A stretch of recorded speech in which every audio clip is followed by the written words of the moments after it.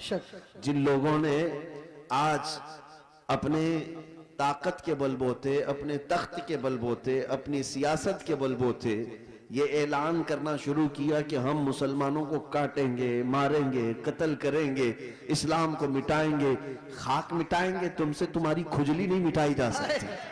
वाह वाह वाह। क्या खाक मिटाओगे?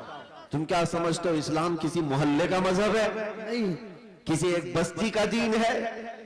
इस्लाम की जड़ें तहतुस्सरा में है और इसकी शाखें औजा सुरैया पर। इस दरख्त को हिलाना तो दूर की, पत्ते का बहाल बेका करना भी मुश्किल है। दुनिया बहुत कोशिश करके देख चुकी, तुम्हारे पास कितनी ताकत है, न कारून के बराबर है, न शद्दाद के बराबर है, न फिरौन के बराबर है, न हामान के बराबर है। बड़ी बड़ी ताकतें आई लेकिन दीन हक को कभी ना वो मिटा सकी थी, ना मिटा सकेंगी। और हम तो ये कहते हैं, ये जो तुम जुल्म का माहौल गर्म कर रहे हो, उसी वजह पर मैं आज गुफ्तगू कर रहा था, ये तो हमारे आमाल की शामत है। हम भटके हुए थे, हम भटके हुए थे, वरना कुरान में अल्लाह ने फरमाया वलन यजअलल्लाहु लिलकाफिरीना अलल मुमिनीना सबीला, अल्लाह हरगिज़ काफिरों को मोमिनों पर गलबा नहीं देता, बेशक हरगिज़ नहीं देता।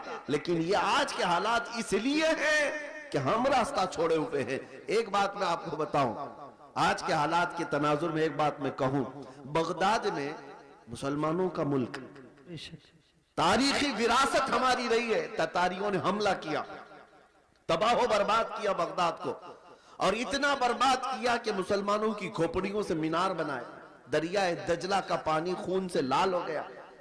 बादशाह की जो बेटी थी ततारियों की, एक जगह से गुजर रही थी, एक सच्चे मोमिन को देखा, इन हालात में भी वो खड़े होकर अजान दे रहा है, सुभान, अजान दे रहा है।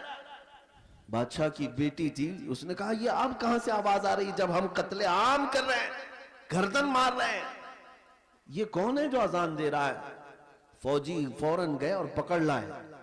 या नमाजें पढ़ने से रोक रहे हैं, ये ग्राउंड में नहीं पढ़ेंगे, वो मैदान में नहीं पढ़ेंगे, कितने मैदानों को तुम कब्जा करोगे? हाँ, तुम सिर्फ और सिर्फ मैदानों को रोक सकते हो, पेशानियों को झुकने से कभी नहीं रोक, कभी नहीं रोक। इबादत का ज़ौक़ हमारे पास अल्लाह ताला की आता है। तो ऐसे हालात में अगर अजान दे रहा था कोई, तो ततारियों की वो बड़ी औरत थी, बादशाह की बेटी, उसने गिरफ्तार करवाया, लाओ इस मौलवी को, अब कौन है अजान दे रहा है? उसको पकड़ करके पूछा, तुझे खबर नहीं है बगदाद पूरा टूट गया, तबाह हो गया, बर्बाद हो गया, लाखों लोगों की लाशें पड़ी हैं, इसी बुनियाद पर कि तुम मुसलमान हो, हम मार रहे हैं, और फिर भी तुम अजान दे रहे हो। उस नेक व सालेह आलिम रब्बानी ने कहा, हाँ सब नजर आ रहा है, लेकिन मुझे मेरा रब भी है, मेरे लिए मेरा रब भी है। दुनिया चाहे जो भी हो, जब तक मेरी सांस नहीं निकलेगी तब तक मैं अल्लाह अकबर कहता रहूं। सुभान अल्लाह, सुभान। अब सुनिए, उस खातून ने मुतासिर होकर के पूछा, अच्छा अल्लाह सबसे बड़ा है? अल्लाह सबसे बड़ा है? कहा हाँ अल्लाह सबसे बड़ा है, उसी की तुम इबादत करते हो। ये हमारे और आपके लिए बहुत ही सूटेबल बात है। तुम अल्लाह की इबादत करते हो, लोग ये तुमको ताना मारेंगे, अगर तुम अल्लाह की इबादत करते हो तो अल्लाह तुम्हारी मदद क्यों नहीं कर रहा? यही उस ततारी औरत ने कहा कि तुम उसको अकबर कहते हो, फिर ये बगदाद में ये सब जो मरे हैं ये भी तो वही थे, ये भी तो वही थे, ये मारे गए और हम लोगों को गलबा हासिल हो गया बगदाद पे। देखो ततारियों पर, वो जालिमों को अल्लाह ताला ने गलबा दे दिया, तुम्हारा खुदा ही दिया है, फिर ऐसा क्यों हुआ? बहुत पते की बात सुनिए, उस आलिम दीन ने क्या कहा कि एक खातून, मैं तुझे एक मिसाल बताता हूं। तुमने देखा होगा कि भेड़ बकरियां पालने वाला कोई चरवाहा बकरियां लेकर के चलता रहता है, रास्ते पर चलता है, होता होगा ना आपके यहां भी रेवड़, जी जी, बकरियां चलती रहती हैं, लेकिन बकरियां पालने वाला साथ में कुत्ता भी पालता है। बेशक, बकरी और कुत्ते का क्या लेना देना, कौन सा ताल्लुक है? लेकिन ये चरवाहे से पूछे, वो बताएगा कि बकरियां चलते चलते कभी इधर उधर चली जाएं तो ये कुत्ता भौंक भौंक कर उन्हें लाता है और फिर रेवड़ में जमा करता है। बेशक, चरवाहा यही बताता है कि इसलिए सारे बकरियों को वो फिर से एक रेवड़ में जमा करे, इसलिए वो पालता है। कुत्ते को इसलिए छोड़ा जाता है, इसलिए पाला जाता है। बिला तशबीह व बिला तमसील, ज़हनों को करीब करने के लिए उस बगदादी आलिम ने कहा, हम उम्मत मुस्तफ़ा हैं, बेशक हम चलते हैं सीधे रास्ते पर, लेकिन जब कभी इधर उधर भटकते हैं तो अल्लाह तुम जैसे कुत्तों को हम पर छोड़ता है। आए है बेशक कुत्तों को छोड़ता है ताकि तुम भोंक भोंक करके वापस सिराते मुस्तकीम पर ले आ सको। मेरे अजीजों, आज ये जिस कदर मजालिम हो रहे हैं, ये तुम्हें सीधे रास्ते पर इंशाअल्लाह एक न एक दिन जरूर लेके आए। इंशाअल्लाह। मैं महसूस कर रहा हूं, चंद सालों पहले हर जलसे में लब्बैक या रसूल अल्लाह का नारा तो नहीं लगता था, लेकिन जालिम कुत्तों ने जब भौंकना शुरू किया तो अब फिर हमारा हर बच्चा लब्बैक कहने लगा। आए है लब्बैक लब्बैक लब्बैक या रसूल अल्लाह, लब्बैक लब्बैक या रसूल अल्लाह, लब्बैक लब्बैक या रसूल अल्लाह, लब्बैक लब्बैक या रसूल अल्लाह। अब बात सिर्फ इतनी ही है, मैंने जो उन्वान आपके सामने रखा वो यही है कि जब तुम अपनी हैसियत को पहचान लो कि मेरा रास्ता कुछ और है, जिस दिन तुम उस नुक्ते पर आ गए, मेरे अजीजों, इज्जतें तुम्हारी है, ताकतें तुम्हारी है, इक्तिदार तुम्हारा है। जिस तरफ रुख करोगे मौला ताला उस हवा को तुम्हारे ज़ेरे नगी फरमाएगा। तुम्हें पता नहीं है कि तुम्हारी तारीख क्या थी। हमारी तारीख इकबाल की जुबान से अगर सुनोगे तो इकबाल कहता है, टल न सकते थे जंग में अगर जंग में अगर अड़ जाते थे, पांव शेरों के भी मैदान से उखड़ जाते थे, तो जिससे सरकश हुआ कोई तो बिगड़ जाते थे। अरे तेग क्या चीज है, हम तोप से भी लड़ जाते। दश्त तो दश्त है, दरिया भी न छोड़े हमने, बहरे जुल्मात में दौड़ा दिए घोड़े हमने। आ गया आयन लड़ाई में गर वक्ते नमाज, किबला रूहों के ज़मीन बोस हुई कौम हिजाज। एक ही सफ में खड़े हो गए महमूद और अयास, न कोई बंदा रहा न कोई बंदा न। यह हमारी तारीख थी। इसी बात की तरफ मैं तुम्हें दावत दे रहा हूं कि जिस दिन तुम उस नुक्ते पर वापस आ गए और समझ गए मेरी तारीख इन कुत्तों की सोहबत में रहना नहीं है, अल्लाह ताला ने तुम्हें शेर बनाकर पैदा किया। हाँ, अल्लाह तबारक व तआला ने तुम्हारे मुतालिक कुरान में फरमाया, कुंतुम खैर उम्मतिन उखरिजत लिन्नास, तुम खैर उम्मत हो जो लोगों में अल्लाह तबारक व तआला ने तुम्हें बनाया है। लिहाजा ऐसे वैसे की तरफ तुम्हें देखने की जरूरत नहीं। मुझे अफसोस इस बात का होता है जब हमारा नौजवान ये कहता है, नई फिल्म आई है, उसमें फला एक्टर है, फला हीरो है, बाल उसकी तरह, कपड़े उसकी तरह, पैंट फाड़ लिया, सिर्फ एक नचनिया को देख करके, एक मुजरा करने वाले को देख करके अपना आपा खो गया, अपने आप को बदल लिया। और हमारे घर की खवातीन सुबह से शाम तक सीरियल के सामने, टेलीविजन के सामने, और ख्वाब वही सजा रही हैं कि शायद हमारा भी घर ऐसा ही हो, हमारा लिबास भी ऐसा ही हो। मेरे अजीजों, दुनिया क्या करती है इसकी तुम्हें फिक्र नहीं होनी चाहिए। औरतें अगर किसी को देखती तो वो सैयदा कायनात फातिमा ज़हरा को देखती, कम से कम ये सीरत का मुताला करती कि उनका दुपट्टा कैसा था, उनका लिबास कैसा था, उनके रहन सहन कैसे थे। इसको छोड़कर इन्होंने आज मजाजी इश्क के और मजाजी ये स्क्रीन के ऊपर अपने दिल दे बैठे। और इसी तरह मर्दों की हालत भी यही है, नौजवानों की।